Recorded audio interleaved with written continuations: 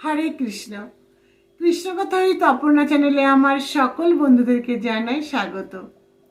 জীবনে কারোরই ভালো লাগে না অন্যের কাছে হাত পাততে, তবুও কখনো কখনো পরিস্থিতির চাপে মানুষকে অন্যের কাছে হাত পাততে বাধ্য হতে হয়।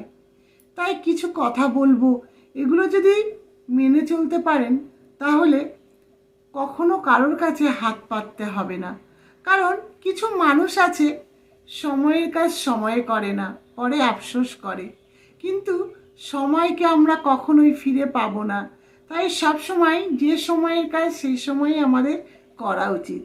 তাই বলবো, জীবনে যদি কখনো কারোর কাছে হাত পাততে না হয় তাহলে অবশ্যই কথাগুলো মনোযোগ দিয়ে শুনুন।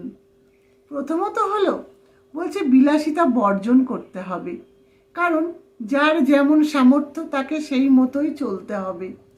দ্বিতীয়ত বলছে পরিশ্রম করতে হবে। অলস হলে কখনো জীবনে সাফল্য লাভ করা যায় না, পরিশ্রম করলে তার ফল অবশ্যই পাওয়া যায়। আবার বলছে কখনো অপচয় করবেন না, কারণ আমরা অনেক সময় অযথা ব্যবহার করি, অযথা অন্য কাজে টাকা পয়সাকে লাগিয়ে দিই। তাই বলছে না, কখনো অপচয় করা কারোরই উচিত নয়। দান করার অভ্যাস তৈরি করুন। জানেন তো, দান করলে মানুষ কখনো দরিদ্র হয় না, তবে যে যার সামর্থ্য মতো দান করতে হবে। আরেকটি কথা, দান করার অভ্যাস তৈরি করুন। জানেন তো, দান করলে মানুষ কখনো দরিদ্র হয় না, তবে যে যার সামর্থ্য মতো দান করতে হবে। আরেকটি কথা, আমরা যদি কাউকে কোনো কিছু দান করি তাহলে কিন্তু সেটা আবার নিজের জন্যই তোলা থাকে, কারণ ভগবান তো আছেন, তিনি তো সব কিছুর বিচার করেন। তাই অন্যকে দিলে নিজের কখনো কমে যায় না, তবে যার যেমন সামর্থ্য।